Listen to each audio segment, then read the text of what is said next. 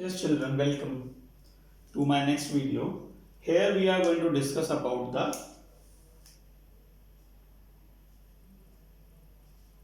incubation.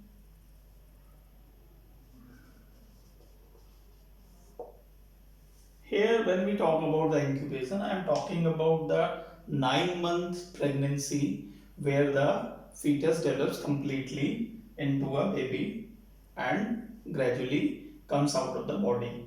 It is divided into trimesters, 3 trimesters, means 3 months leading to 9 month of pregnancy. Now, when we talk about this, let us start with weeks. First week. In the first week, cleavage takes place to form the blastocyst.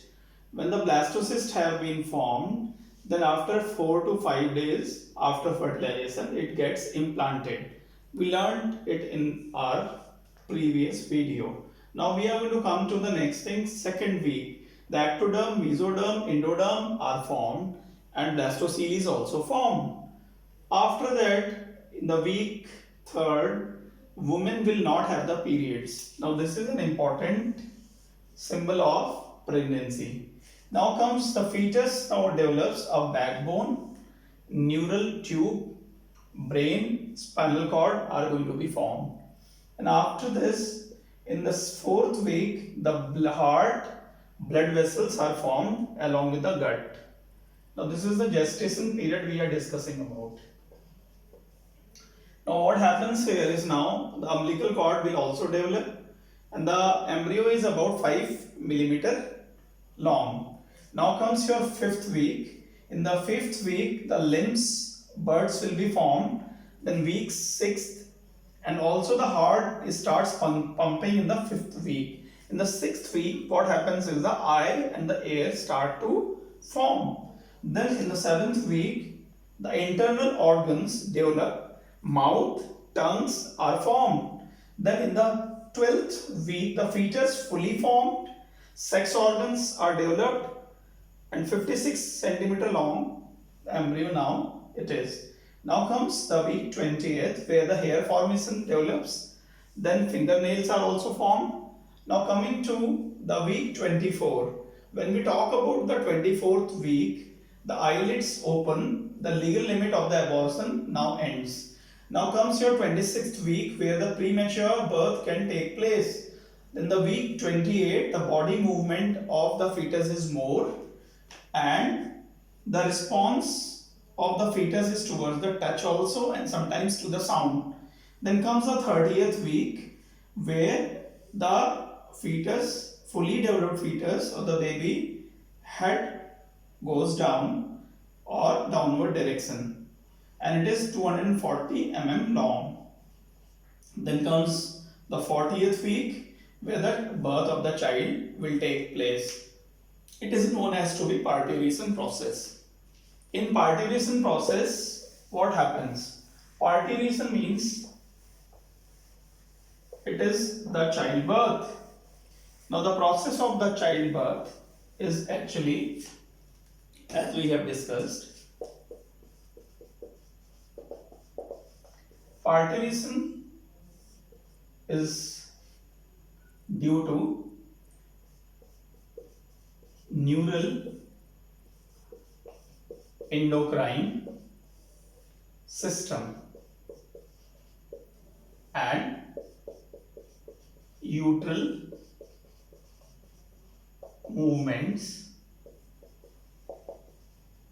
baby's inclination and movement. Then mother's effort also. As we have seen,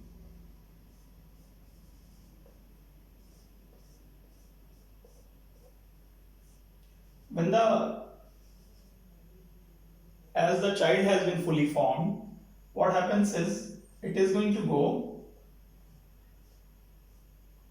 its body is going to incline. This is the head part. The head is going to go downwards. its limbs are going to be like this. The plug breaks, the water or the amniotic fluid is released. Now what happens is the baby pushes.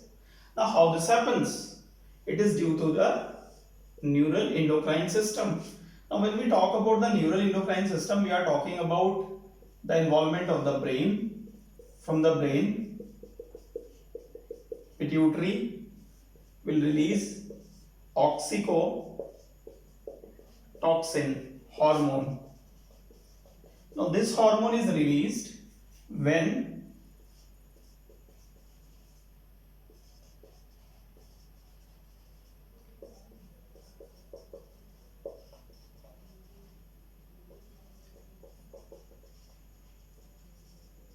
the fetus stimulates the uterine membrane.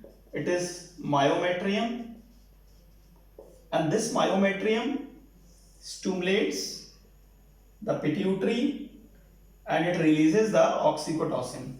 This oxytocin then stimulate higher uterine contraction. When there is more uterine contraction, the baby is pushed.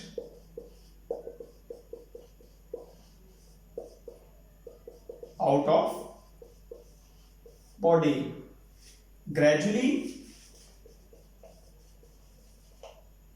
it comes out of female body called birth. So I think you have understood. There are so many factors here. The main factor is the neuroendocrine system as well as the uterine movements. So the contraction of the uterus plus the mother's effort as well as the baby's effort, they all are responsible for the birth of a child.